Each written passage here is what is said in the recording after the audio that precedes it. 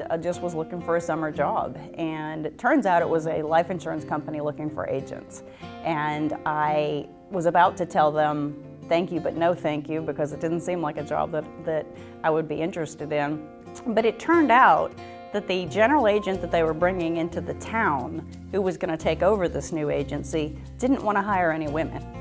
And he had a wall-eyed fit when he found out that the recruiter, who they had brought in to interview all of us, unsuspecting people, had picked out several women to go into the stable of people who were supposed to start this agency.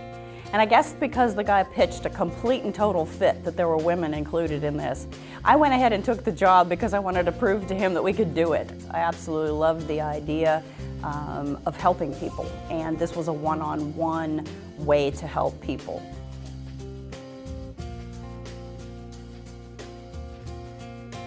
I had been out on my own since I was a very young teenager. I had put myself through the last couple of years of high school and then joined the Army to be able to go to college. So for me, it was very independent from a very young age. So it was not that challenging for me.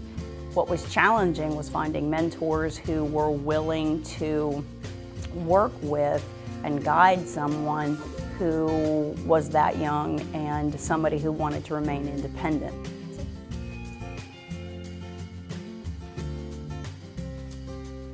I was completely broke when I got into the business. Absolutely, completely broke. There's a kind of a funny story. The very first office that I moved into by myself, I had to spend a certain amount of money making the office look the way that it needed to look.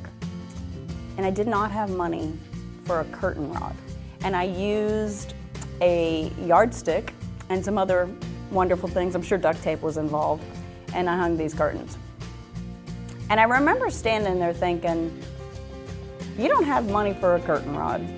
What exactly is it you're going to tell other people about managing their finances? I was looking at it in a very, very negative sense. I was looking at it as you don't have this money. But what I needed to look at it was, you are a problem solver. You didn't just say, I'm not going to hang these curtains. And I took whatever resources I had at hand and I made the situation work. And I think that that type of person is always going to end up being successful because they take whatever challenge they have, they look at the resources they have, and they, with their determination, solve the problem at hand. Having the ability to solve the problems is what the client is hiring you for. The client wants to know that whatever problem comes your way or their way, you will look at the resources at hand to be able to solve the problem. And that in and of itself is a valuable skill, and that should be applauded, and that should be rewarded.